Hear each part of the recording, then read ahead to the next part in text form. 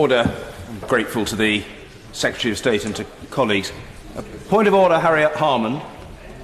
Thank you, Mr. Speaker. On a point of order, Lord Justice Leveson is conducting a public inquiry into the media and will be calling a number of honourable members, including ministers, to give evidence. That's an important inquiry and we await the outcome. But, Mr. Speaker, could you clarify that notwithstanding that the Leveson inquiry is proceeding with its work, it remains the case that the Secretary of State for Culture, Olympics, Media and Sport is accountable to this House? Will you please confirm whether it is in order for the Secretary of State to say that he won't answer questions from honourable members in this House because instead he's going to tell Lord Leveson, and whether it's in order for the Secretary of State to say he won't place documents in the library because he's giving them to Leveson?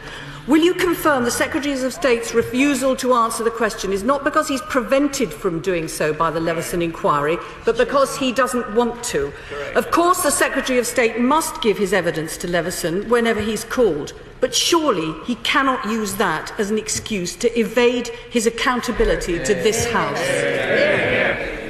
I'm grateful to the Right Honourable and Learned Lady for giving me notice of her point of order, to which my response is twofold.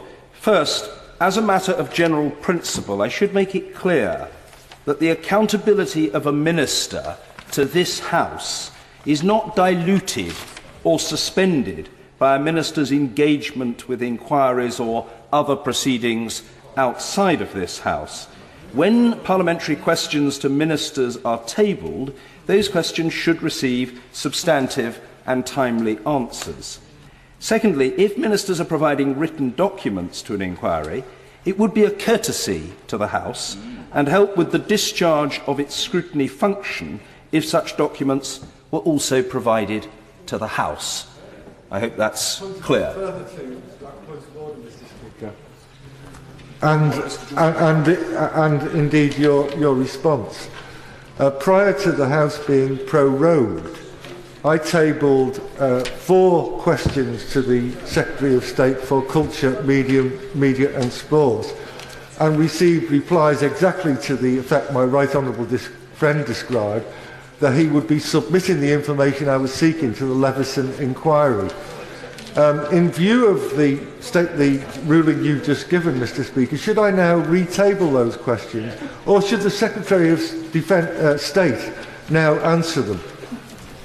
Well, I think I've made the position very clear, and I wouldn't presume to advise the Right Honourable gentleman, who's well versed in the use of the table office and the facilities offered by the House. He's a persistent woodpecker, and I think he'll make his own judgment as to how to proceed in the matter. I hope that's helpful. Well, I don't want this to become a debate. I'm a little concerned it might do. I will err on the side of tolerance, but I hope it won't be abused by the honourable gentleman, the member for Gainsborough, Mr. Edward Lee. I was going to say, Mr. Speaker, that when we've had scandals or so-called scandals in the past, our select committees have constantly been fobbed off and no information, for instance emails, has been given them. But when we have these inquiries like Leveson, they are giving everything. Surely the time has come to proclaim this truth, that this House is supreme and sovereign, and we should get everything first. Well, I hope that over the last 2 3/4 years I've given some indication, not just by voice but by conduct, that I do believe that this House should be preeminent. It should be treated by whomsoever is in government with courtesy and consideration. It should be regarded as a priority and a matter of honour to keep the House informed and to facilitate the House in the discharge of its scrutiny function. So I do not dissent from anything that the honourable gentleman has said. The last point of order, I hope, on this or any related matter, Mr. Chris Bryant. Thank you, Mr. Speaker. But can you also confirm that Article 9 of the Bill of Rights makes it absolutely clear that no other body, including a court, can impeach or question a proceeding in Parliament?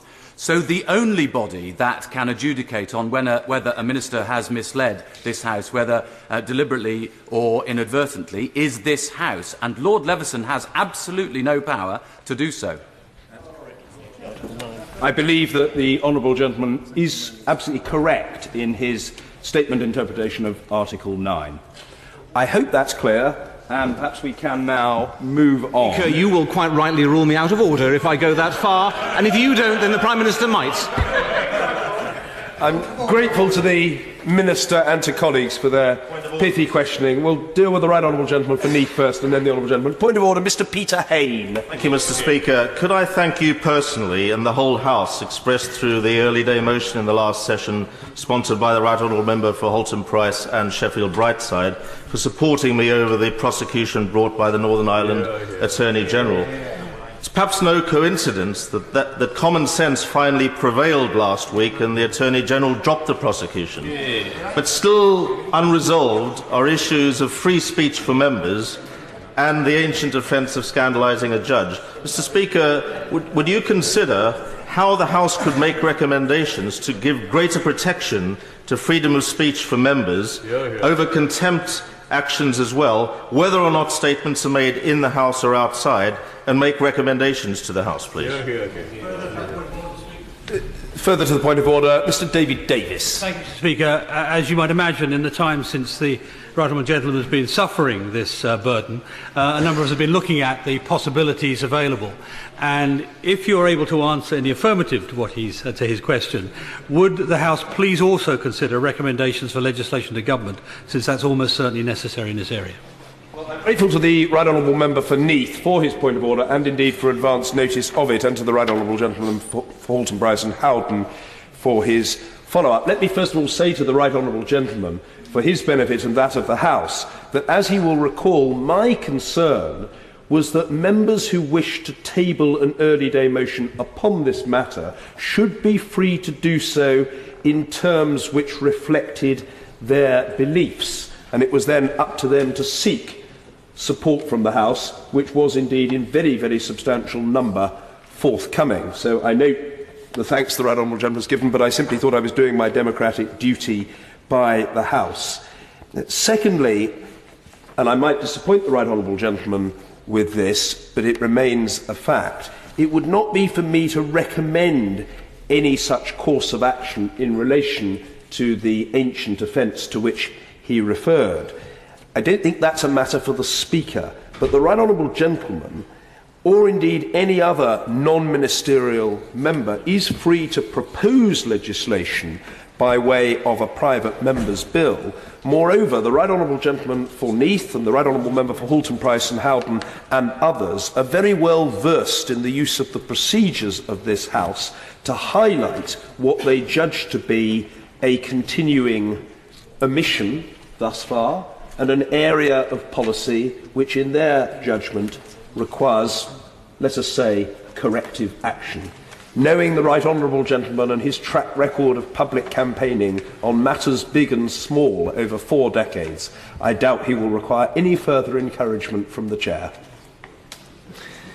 Point of order, Mr David Winnick. Mr Speaker, if I can just take up your time for a very short period. On 19th of March 1997, the House passed a resolution which, amongst other things, said ministers should be open as possible with Parliament, refusing to provide information only when disclosure would not be in the public interest. I put down a question to the Prime Minister to ask whether he was aware at the time that on the 13th of December 2010, Rebecca Brooks had discussed with the Chancellor of the Exchequer News Corporation's bid for B-Sky B. If ever there was a question that required an answer, yes or no, I would have thought, Mr Speaker, that would be it. The Prime Minister replied, and I accept entirely, that you, like your predecessors, have always said that you have no responsibility, and I'm sure you're very pleased about that, for ministerial replies. The Prime Minister said, I had no role in the B-Sky B takeover, nor did I seek to influence the decision. I never asked him that. I asked him the question which I've quoted. I'm just wondering, Mr Speaker, hence my point of order, whether the Prime Minister is not in some way in conflict with the resolution passed by the House on the 19th of March 1997, the part of which I've just quoted to you. The short answer to the point of order from the honourable gentleman is that I'm not aware that there is any conflict with the terms of the resolution. As the honourable gentleman also indicated in his point of order, the Chair is not responsible for the content of answers. The obligation upon a minister is to provide an answer to the question posed. Whether it is an answer of which the quality satisfies the honourable gentleman, or the terms of which he thinks precisely or adequately relate to his initial question, sadly, is another matter.